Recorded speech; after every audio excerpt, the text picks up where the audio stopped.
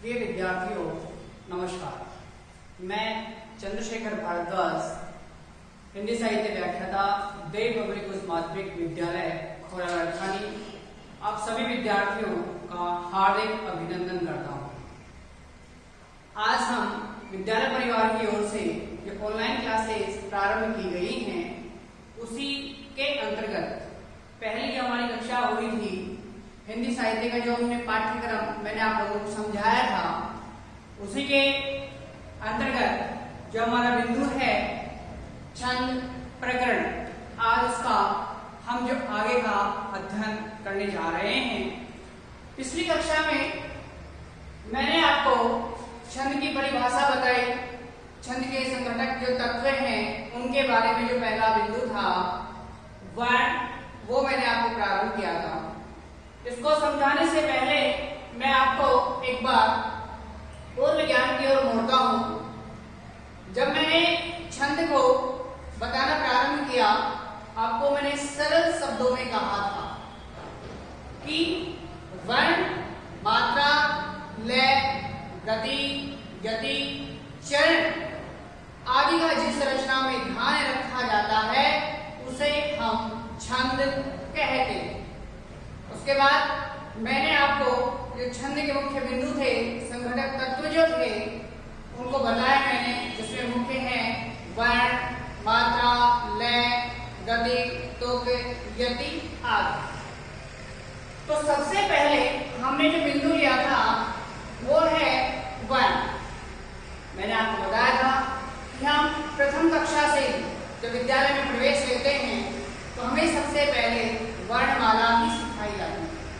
वर्णमाला का ज्ञान नहीं होता तो हम आगे नहीं बढ़ पाते। तो उन्हीं वर्णों के बारे में यहाँ कहा गया। मैंने आपको वर्ण के दो भेद बताए थे, उनमें से सबसे प्रथम है स्वर। स्वर मैंने आपको समझा दिए थे कि जो मूल स्वर हैं वर्णमाला में, उनकी संख्या 11 है। ए, आ, ई, उ, ऊ, ए, आई, ओ, औ। एक यहाँ जो वी, आपको ध्यान हो, छोटी, इसकी जगह आज वर्तमान में एक हो का उच्चारण आने लग गया है। इसीलिए मैंने इसको मध्य में लिखा नहीं था, इसको लिखकर फिर मैं आपको बताऊं, इसीलिए मैंने इसको नहीं लिखा। री, ये जो री है वो संस्कृत भाषा में छोटी री और बड़ी री दोनों समान रूप से चलते हैं, किंतु हिंदी वर्णमाला में ये जो छोटी री है इसी को स्थान दिया गया है।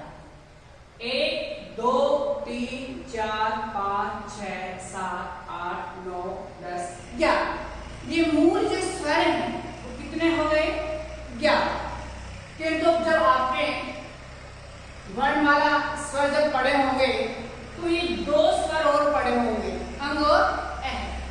ये दोनों मूल स्वर नहीं है, इन्हें ए जो वहां स्वर कहते हैं। विराम तो स्वरों में जाता है, किंतु मूल स्वर कितने हैं? 11। तो 11 और 2 13। मूल कितने हैं? 11। इसके पश्चात मैंने आपको काफी इसमें विविध तरीके से, आपको अच्छी तरीके से पिछली कक्षा में समझा भी दिया था। अब वर्ण के अंदर जो व्यंजन है, व्यंजन स्वतंत्र नहीं होते हैं, ये स्वरों के साथ ही बोले जाते हैं, तभी ये पूर्ण व्यंजन के रूप में आते हैं, तभी वर्ण बनते हैं। कितने व्यंजन हैं वर्णमाला में? कैसे लेकर है तक, कै वर्ग, च वर्ग, ट वर्ग, त वर्ग, प वर्ग, य वर्ग, ये जो है उसके अंतर्गत पूरी जो व्यंजनों की संख्या है 33। तो बहुत बार हमारे मन में ये संशय रहता है कि कुल कितने मूल व्यंजन हैं। तो देख लीजिए, मूल व्यंजन कितने हैं? 33। और स्वर कितने हैं? 11। तो मूल वर्ण कितने हो गए? 44। कितने हो गए? 33 और 11 को मिलाएंगे तो 11 प्लस 44 कितने हो गए? 44। दूसरा बिंदु है हमारा मात्रा। देखिए, मात्रा से पहले मैंने आपको ये समझा दिया कि जो वर्ण हैं उनके दो भेद हैं, स्वर और व्यंजन। स्वर में मैंने आपको जो मूल स्वर है उनकी संख्या कितनी है, 11 है, ठीक है। इसके अलावा ये अंग और अ है, ये दोनों क्या है, अयोगवाह स्वर है। क्या है, अयोगवाह स्वर। लेकिन ये मूल स्वरों की गिनती में नहीं आते हैं। मूल स्वर तो कितने हैं, 11 है। इसके बाद हमने आपको ये बताया अभी कि व्यंजन क वर्ण से लेकर है तक जिनकी संख्या कितनी है, 10, ठीक है। मूल व्यंजन है, ठीक है। इसके अलावा 4 संयुक्त व्यंजन है और 2 द्विगुण व्यंजन है। इसलिए 13 तो ये और 39 ये। 39 कैसे हुए, 33 और 4 37 और 2 ये द्विगुण वर्ण। इस प्रकार से हिंदी वर्णमाला में कुल कितने वर्ण हैं, 52। मूल वर्ण है 44, ठीक है। अब आगे हम पढ़ते हैं मात्रा। जब मैंने आपको परिभाषा समझाई थी उस समय मैंने आपको कहा था कि वर्ण, मात्रा, गति, लय, तुक, यति आदि के विधान से छंद बनते हैं। तो अब हम पढ़ रहे हैं मात्रा। मात्रा किसे कहते हैं, मात्रा के भेद कितने होते हैं उसका अध्ययन हम कर रहे हैं।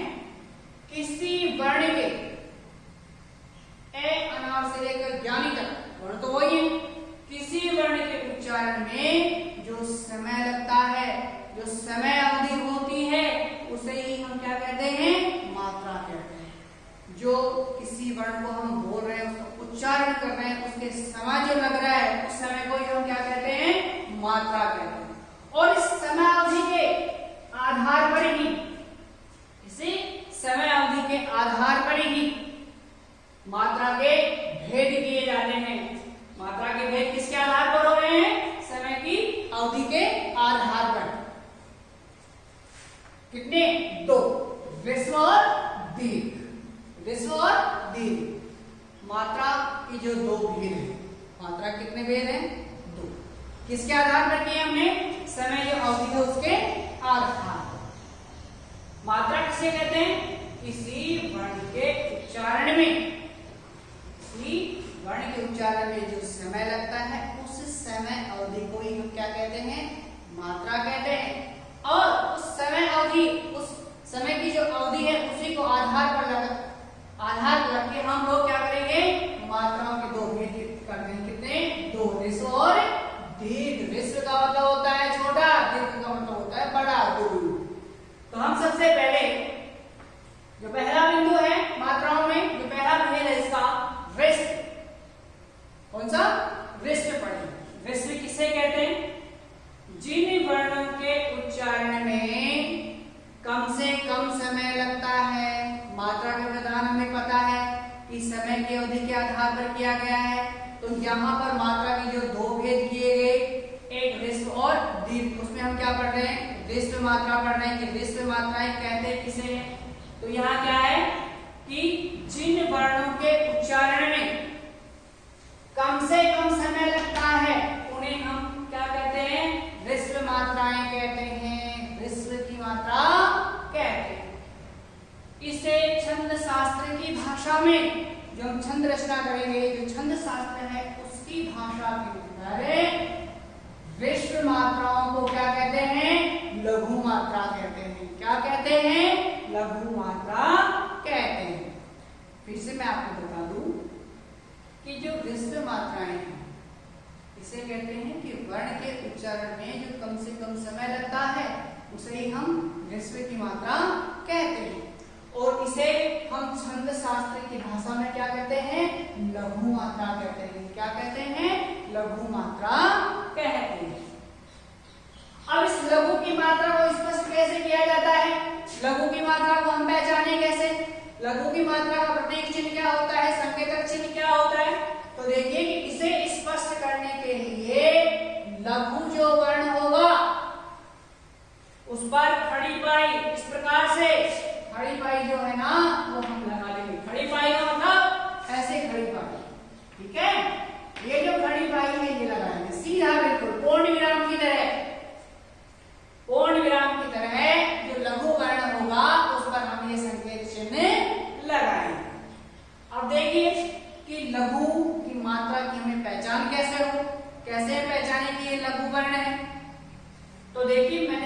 समझाने के लिए, ये जब हम मात्रा विधान करेंगे, इसके बाद संघटक तत्व के बाद हम मात्राओं का विवेचन करेंगे कि छोटी जो लघु की मात्रा है वो कहाँ लगती है, दीर्घ की जो गुरु की मात्रा है वो कहाँ लगती है, उसका अध्ययन करेंगे, उस समय बताएंगे। उससे पहले भी मैं आपको इनको स्पष्ट करना चाहता हूँ। तो ये देखिए, ये 4 हमारे स्वर हैं, इन्हें रिक्त स्वर भी कहा जाता है। ए, छोटी ई, बड़ा ऊ और छोटी वी। यदि ये स्वयं या इनके द्वारा निर्मित कोई भी वर्ण होगा, वो कौन सा वर्ण कहलाएगा? लघु वर्ण कहलाएगा। ठीक है, कैसे? जैसे मान लीजिए ये कै है, कै किससे मिला हुआ है? कै इसमें क्या तो ऐसे होता है, लेकिन ए इसमें मिला हुआ है और ये पूरा क्या बन जाता है? कै। तो इसमें ए ये लघु है ना, विश्व है ना, तो ये लघु वर्ण बन गया। ठीक है, तो ये जो मूल स्वर है ए, छोटी ई, छोटा ओ और री, ये स्वयं या इनसे निर्मित कोई भी वर्ण हो उसे हम लघु वर्ण कहेंगे, लघु वर्ण कहेंगे। देखिए, अमन आपके सामने लिखा हुआ है शब्द अमन, ए है, लघु है, उस पे खड़ी पड़ेगा। मैं में ए का उच्चारण है, लघु वर्ण हो गया, मैं पे भी लघु वर्ण। इसी प्रकार से कमल देखो, तीनों पर हमने खड़ी पाई लगा रखी है, क्योंकि कै, मैं और ले तीनों लघु वर्ण है। अब आ रही कवि, कवि में मैं आपको एक बार समझा देता हूं। कवि क्या कैसा वर्ण है? लघु। वह पे कौन सी मात्रा लगी हुई है? छोटी ई की मात्रा लगी हुई है। किसकी मात्रा लगी हुई है? छोटी ई की। तो इसलिए इस पर भी मात्रा कैसे लगेगी? चिन्ह कैसा लगेगा? लघु की मात्रा का लगेगा। अब आ जाओ हमारे हृदय, ये किसकी मात्रा है? छोटे विकी, जो हमारे हिंदी में है। मैंने आपको बताया कि संस्कृत भाषा के अंदर दोनों री है, छोटी री और बड़ी री, लेकिन हिंदी वर्णमाला के अंतर्गत केवल और केवल छोटी ई ही प्रयोग में लाई जाती है। तो देखिए, ये हमारा क्या है? विधेय।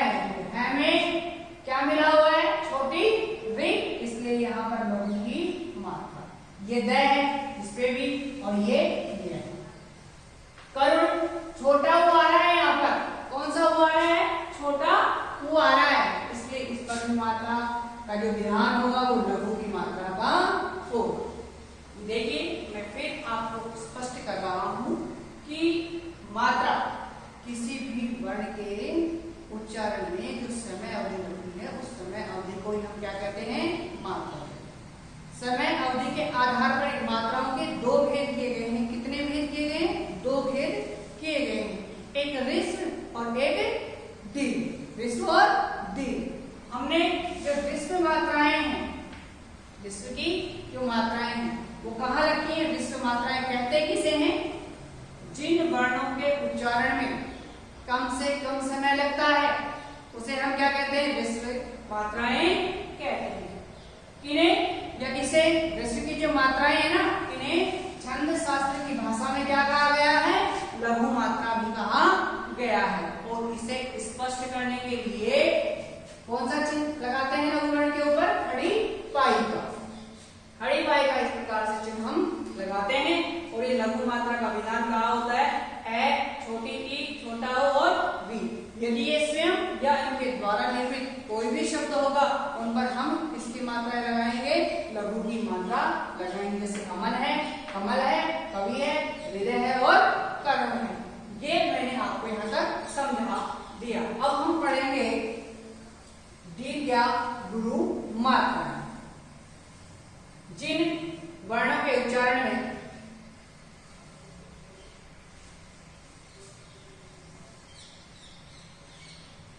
हम पढ़ेंगे अब दीर्घ या गुरु मात्रा।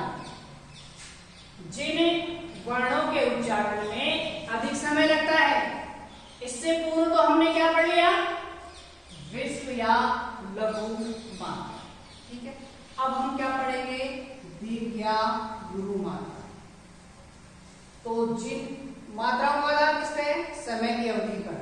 कम समय लगेगा, ह्रस्व की मात्रा है। अब दूसरा देखिए कि जिन वर्णों के उच्चारण में अधिक समय लगता है, ह्रस्व में क्या हो रहा था?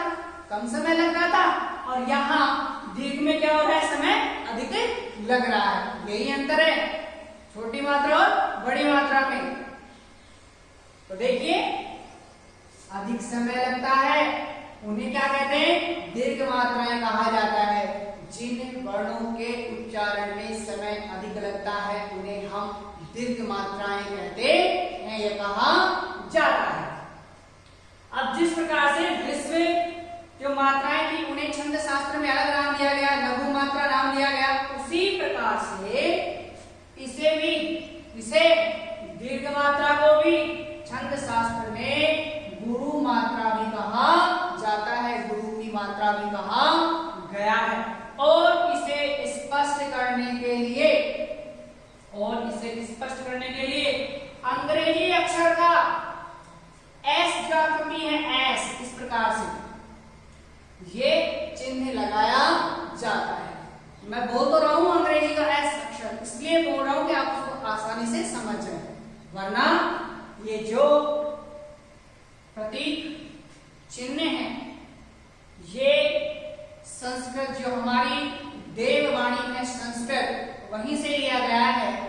जो संस्कृत है वो सभी भाषाओं की जननी है। ये दोनों जो प्रतीक चिन्ह है ना, लघु की मात्रा का एक खड़ी पाई के रूप में और एक गुरु की मात्रा के रूप में जो अंग्रेजी अक्षर का जो एस है, वो दोनों की बात कर रहा हूं। ये दोनों संस्कृत भाषा जो देववाणी है वहां से लिए गए हैं। आप ये मत सोचना ही सब अंग्रेजी से ले लिया उसका प्रतीक चिन्ह, ऐसा नहीं है। ये तो क्या है? समझाने के लिए, क्योंकि छंद विधान सबसे प्राचीन है अपने संस्कृत के अंदर ही, और वहीं से हिंदी में लिया गया है। सीधी सी बात है। केवल और केवल मात्रा आपको समझाने के लिए मैंने बताया है कि अंग्रेजी के एस अक्षर जो होता है उस प्रकार का चिन्ह लगाया जाता है किसपे? गुरु मात्रा। फिर मैं आपको बता रहा हूं, देखिए दीर्घ और गुरु मात्रा, जिन वर्णों के उच्चारण में हमें समय अधिक लगता है वो क्या कहलाते हैं? दीर्घ की मात्रा कहा जाता है। जिन वर्णों के उच्चारण में समय अधिक लगता है वे दीर्घ मात्राएं उनको कहा जाता है, और इन्हें छंद शास्त्र में किस नाम से पुकारते हैं? गुरु मात्रा के नाम से पुकारते हैं। और इसे स्पष्ट करने के लिए अंग्रेजी अक्षर जो है एस, इस प्रकार से ये चिन्ह लगाया जाता है। अब मैं आपको थोड़ा सा स्पष्ट करके बता रहा हूं कि गुरु मात्रा का प्रयोग कहां पर होता है, बाद में हम इसको विस्तृत रूप से पढ़ेंगे। तो देखिए जो हमारे स्वर हैं, मूल स्वर 11, उनमें से 4 तो ए, छोटी, उ और री, ये तो यहां आ गए काम ह्रस्व में। इन्होंने तो क्या कर लिया? ह्रस्व जो लघु वर्ण है उनका निर्माण कर दिया। अब ये जो है आ, ई, उ, ए, आई, ओ, औ, 1 2 3 4 5 6 7, 7 4 11 मूल स्वर हो गए ना ये। और ये 2 जो अयोग वाह वर्ण आपको दिखाई दे रहे हैं, अंग और अह, यदि ये स्वयं या इनके द्वारा निर्मित कोई भी शब्द होगा वो कैसा होगा? गुरु होगा। गुरु वर्ण हम उससे कहेंगे। जिस प्रकार से ह्रस्व मात्राओं में हमने पढ़ा था कि यदि ए, ई और री या समय कम लगता है उस वर्ण को हम क्या कहेंगे? ह्रस्व वर्ण कहेंगे, ह्रस्व मात्राएं कहेंगे। ठीक है। उसी प्रकार से आ, ई, उ, ए, आई, ओ, औ और ये जो 2 अयोग वाह वर्ण हैं इनसे निर्मित यानी स्वयं हो, तो वहां पर जो मात्रा का विधान होगा वो कौन सा होगा? गुरु की मात्रा का विधान होगा, दीर्घ मात्रा का विधान होगा। ठीक है। अब आपके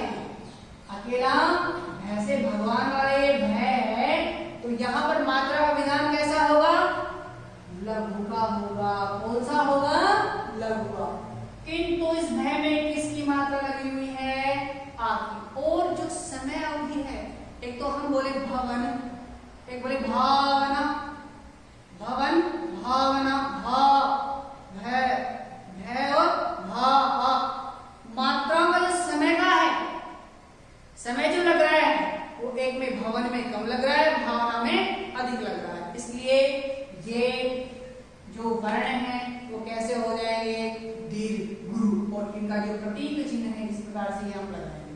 अब ये वह तो ये कौन सा वर्ण है, लघु है।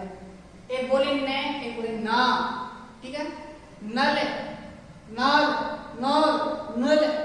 समय का ध्यान रखिए आप, क्योंकि हम पढ़ रहे हैं केवल मात्राओं का विधान, जो कि समय के आधार पर इनका विधान किया गया है, ठीक है। तो ना, कभी बड़ी की मात्रा है, कभी एक होता है, छोटी की मात्रा होती है कभी, कभी एक होता है कभी, है ना, ई समय अधिक लग रहा है। इस प्रकार से हमने ये मात्राओं का विधान किया। आगे देखिए, सूरज, सूर्य, है सूर्य, सु, एक होता है सु, एक होता है सु, उ। समय मात्रा समय अधिक लग रहा है, इसलिए जो बड़ी मात्रा है इस कारण से भी यहाँ पर क्या होगा, गुरु वर्ण होगा। फिर वह और ये जय। ऐनक, ऐनक, ऐनक, ठीक है ना।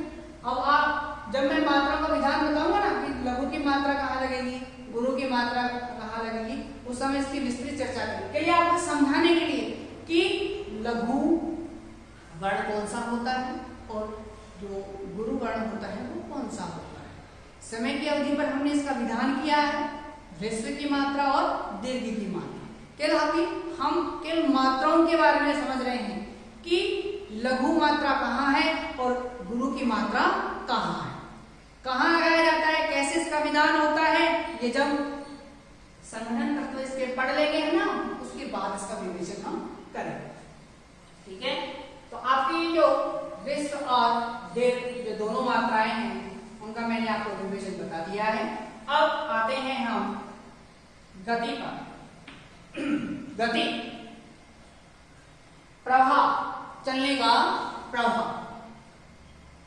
कोई भी व्यक्ति एक तो दौड़ के निकलता है, एक आराम से जाता है, धीरे धीरे, लेकिन जो दौड़ के जाता है वो थक सा जाता है, उसकी जो श्वसन क्रिया है फूल जाती है, उसको सांस लेने में तकलीफ आती है। लेकिन जो धीरे धीरे चल रहा है, आराम से चल रहा है, उसको किसी भी प्रकार की श्वसन करने में कोई दिक्कत नहीं होगी।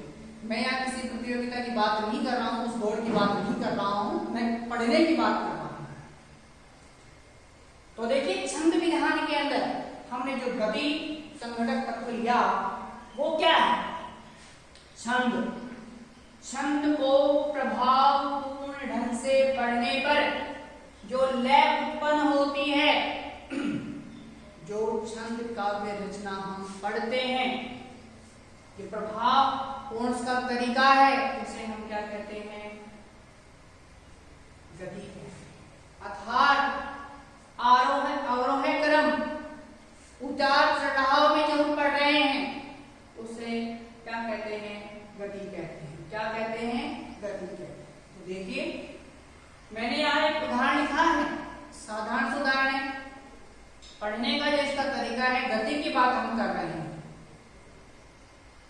रहीमन पानी राखिए बिन पानी सब सूर, ठीक है, ये पंक्ति है रहीमदास जी। अब इसको गति की बात कर रहे हैं हम यहाँ पर।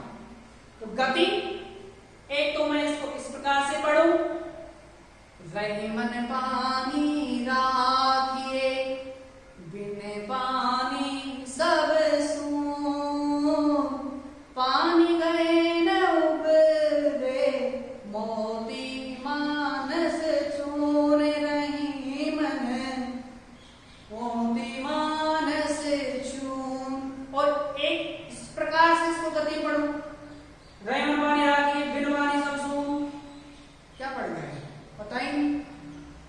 गति अवरोह आरोह का क्रम जो है वो होना आवश्यक है, उतार चढ़ाव जरूर है। किस लय में, किस गति में हम पढ़ रहे हैं, छंद में इसका विधान बहुत अत्यधिक महत्वपूर्ण है। कोई भी पंक्ति में पढ़े उसको ध्यान दे के पढ़े, उसका जो प्रवाह है किस प्रकार का है, उसकी गति हमें किस प्रकार से रखनी है, तीव्र रखनी है, मंद रखनी है, उसको आधार पर रखनी है, ठीक है। और उससे ऐसे ही पढ़ू मैं, रहीमन पानी राखिए, बिन, पानी, सब, सुन। तो फिर गद्य को पढ़ने में और इसके पढ़ने में अंतर ही क्या हुआ भाई? जो गद्य और पद्य जब निर्माण हो रहे हैं, छंद विधान हम कर रहे हैं, तो इस गद्य का मतलब ही क्या हुआ?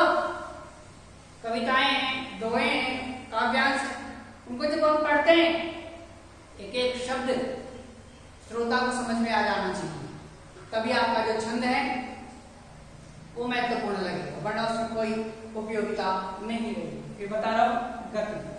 छंद को प्रभावपूर्ण ढंग से पढ़ने पर जो लय उत्पन्न होती है, अर्थात अवरोह आरोह जो क्रम होता है, उसका उतार जो चढ़ाव होता है, उसे ही हम क्या कहते हैं?